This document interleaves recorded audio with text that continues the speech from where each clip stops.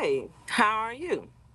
This is the last ingredient to walking out of school with your Class A CDL. No, it's not going to be easy for everybody, but it is obtainable.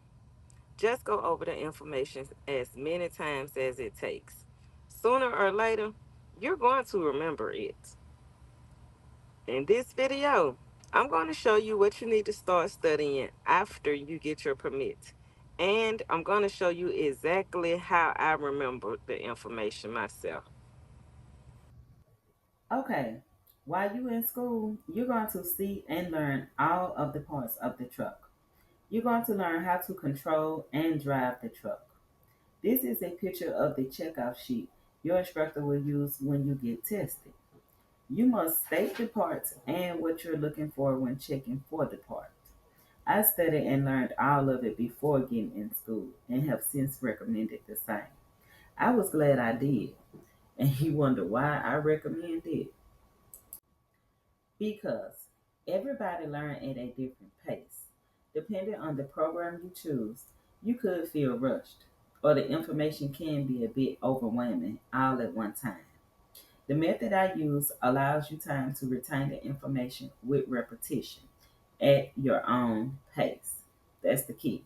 The key ain't how fast you get the information. You just need to get the information if it's something that you want to do.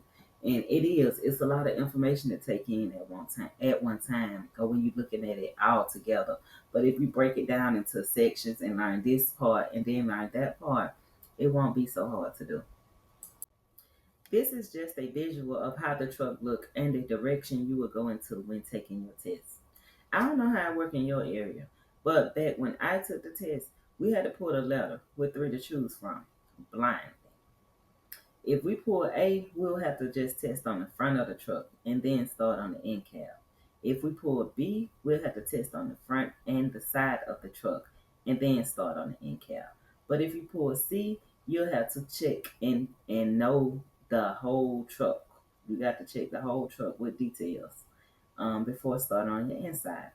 Like I said, we blindly pulled, meaning the letters was in a box and we just stuck our hand in, pulled one out. So actually, you didn't know which letter you was gonna pull, but you knew one thing: if you pulled that letter C, you wanted to know that whole truck in details. This is just the image out the book, showing the parts and subparts that you will be tested on. Remember, it's the tractor and trailer, so it's the combination you're paying attention to, and not the straight truck. So, what did I do to remember every part on the truck and exactly what I needed to say to pass the test?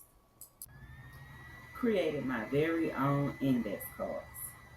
Yes, they sell them, even though I didn't realize that at the time. I got on my computer, created a card for every step I needed to remember. I printed them, cut them out, and laminated them, then put them on a ring. Yes, it took some time, but I was determined. I was too determined to get out of that warehouse. And that's all it's going to take for you, determination.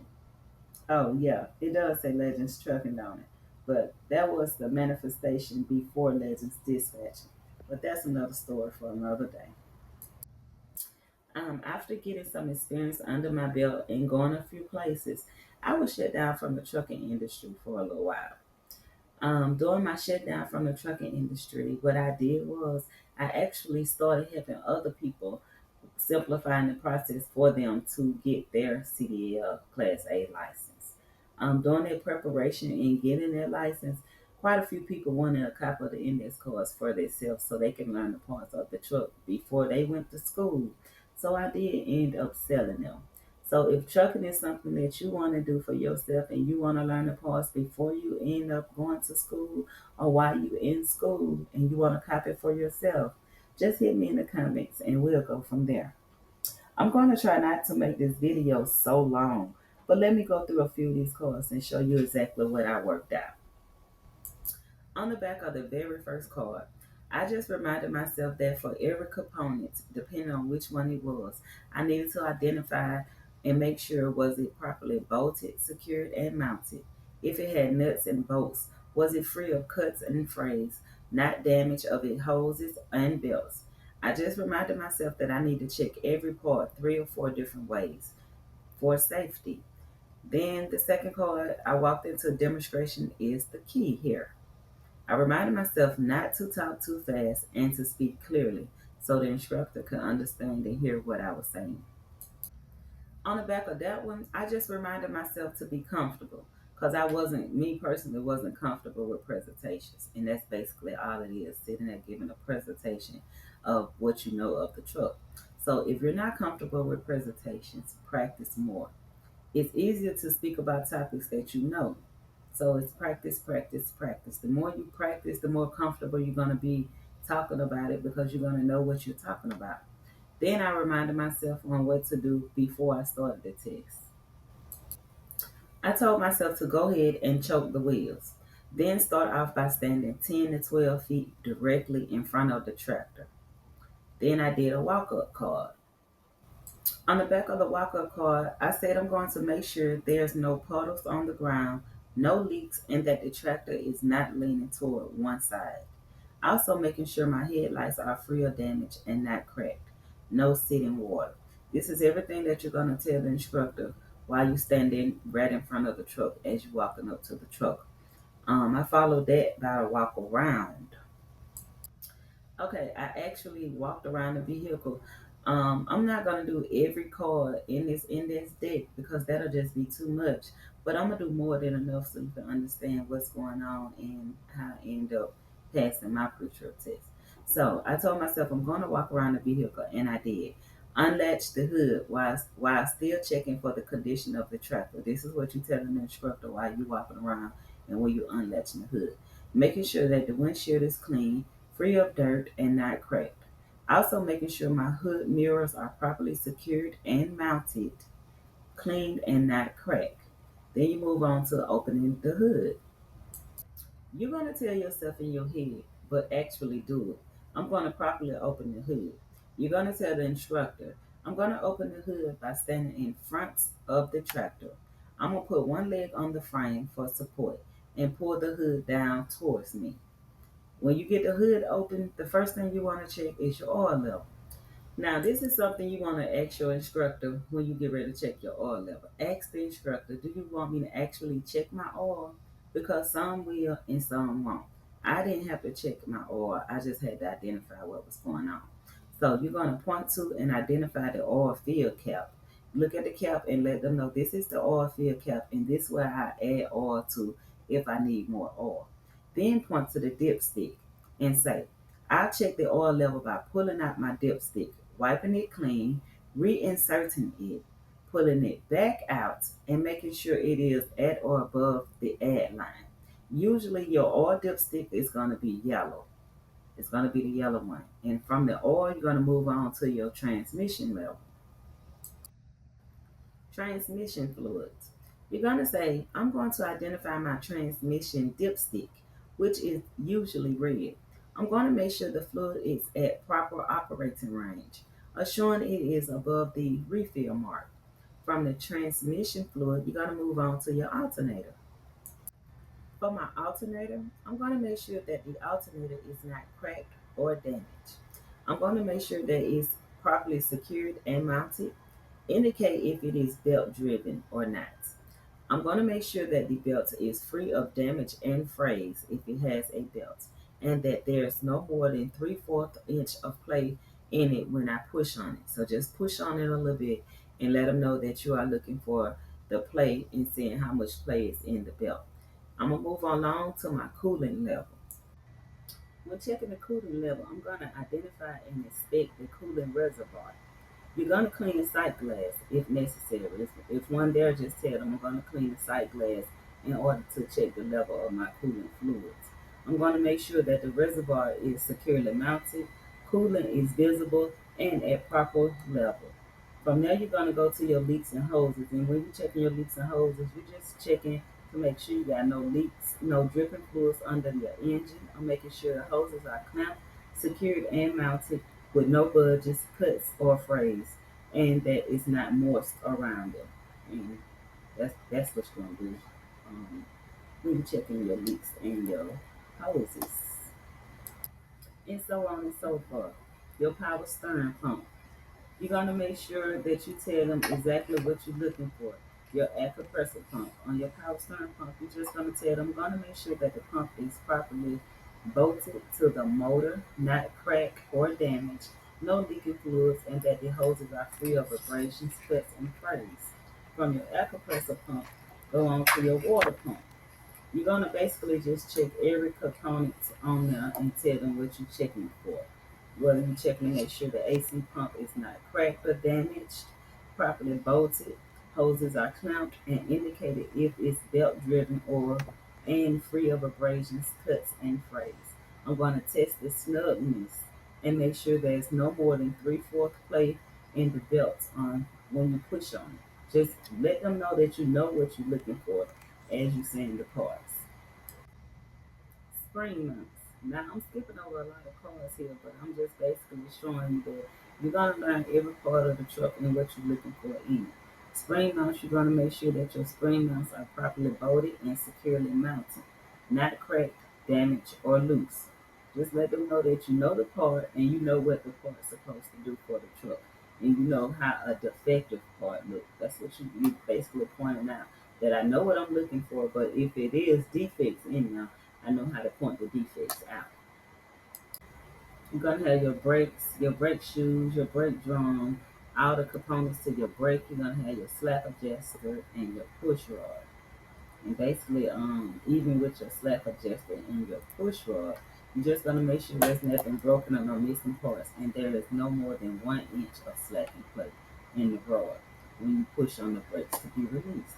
Just different things you got to learn about every part, and that's why I recommend that you try to look over it and learn it even before going to class. Because, like I said, it can be overwhelming if you try to do it all at one time. For some will get it, some won't. But it's attainable. Like I say, it's just all in how you retain the information. You're gonna check for your brake pads, your brake drums. You're gonna check the inside and the outside of your tire. You're gonna learn what to look for on the inside on your tire. You're gonna learn to look for your tire depth, your rims, your lug nuts, your wheel seal. You're gonna learn all the components of the truck, and just you're gonna be comfortable with telling them what you're looking for. After doing under the hood and all the components of under the hood, you're going to move to the back of the truck. After pointing out to the instructor that you're moving to the back of the truck, you're going to state and tell them that you're going to make sure that the back of the truck is in good condition, that the hoses from the tractor to the trailer don't have any abrasions, bumps, or cuts. I'm going to make sure that the lines are not dangling or tangled, making sure that they straight and they're in the right that the right airline is going to the right components on the trailer. After that, you're gonna go to the other side to do something that you can't do on the driver's side only, and let the instructor know. Well, I'm gonna go to the other side to check um, exhaust or battery cage. You know, something that you can't do on the other side. But just point out that I'll do the same thing on the passenger side that I did on the driver's side. And the only thing that I'll do different is if it's something that you couldn't do on the driver's side. After being tested on up under the hood, around your tractor, in the back of your tractor, the front, back, and sides up under your trailer, after doing your whole pre-trip on the outside, you're gonna have to get on the inside and get tested on the inside. So when you first get in, it's called you want to start what is called a safe start. So you're gonna get in and you're gonna explain to the instructor that I'm getting ready for a safe start. Make sure you put your seatbelt on. They're gonna be watching. They won't say nothing, but they will be looking. And starting your safe start, you're gonna explain what you're doing as you're doing it. The card states, I'm going to start the vehicle. Push in the clutch. Make sure the gear is in neutral and allow gauges to reset. That means when you cut your key on, don't crank your car all of your truck all the way up. You crank it up and you let your gauges, they're gonna reset. They're gonna go all the way from one side to the other.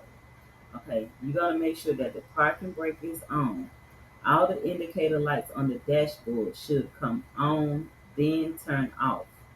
The gauge should stop at normal range, and if ABS light stays on, it is not working properly. After you do your safe start, the first thing you want to check is your steering wheel. On your steering wheel with the engine on, you're going to say, I'm testing the steering wheel to make sure that it don't have more than 10 degree of play in it when I turn it back and forth. So you turn your steering wheel back and forth, making sure that it don't have loose plate in it. From there, you're going to go through all your gauges: temperature gauge, oil gauge, your air gauge, your knobs, your horns, every component in the front that's sitting in the front of you in your truck, your clutch. You're going to check everything, your heater and your defrost. You're going to check every component on the inside of the truck, and that's going to be starting on your end cap.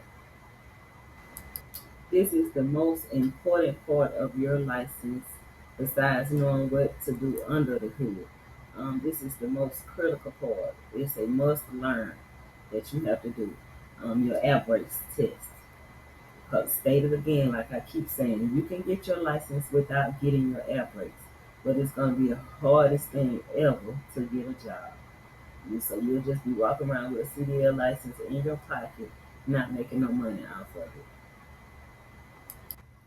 Okay, the back of this card states, it is highly recommended that you do whatever it takes to remember the air brake test.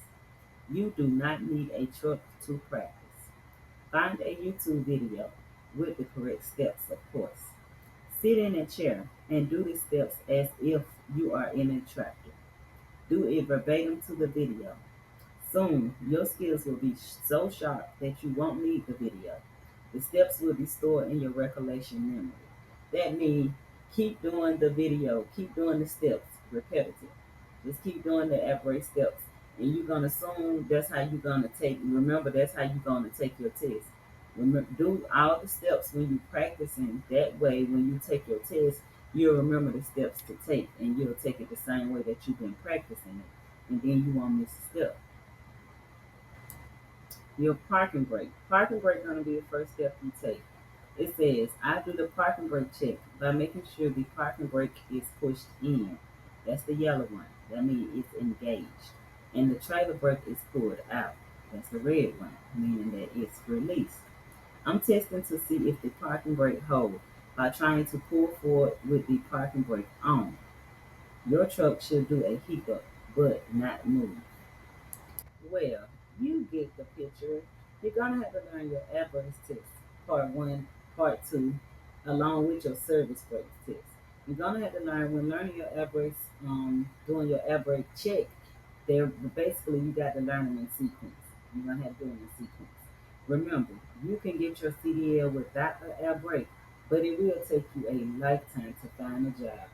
Do not hinder yourself. Take the time to learn the steps. It's important to your license, to your future, and to where you want to go when driving in this industry.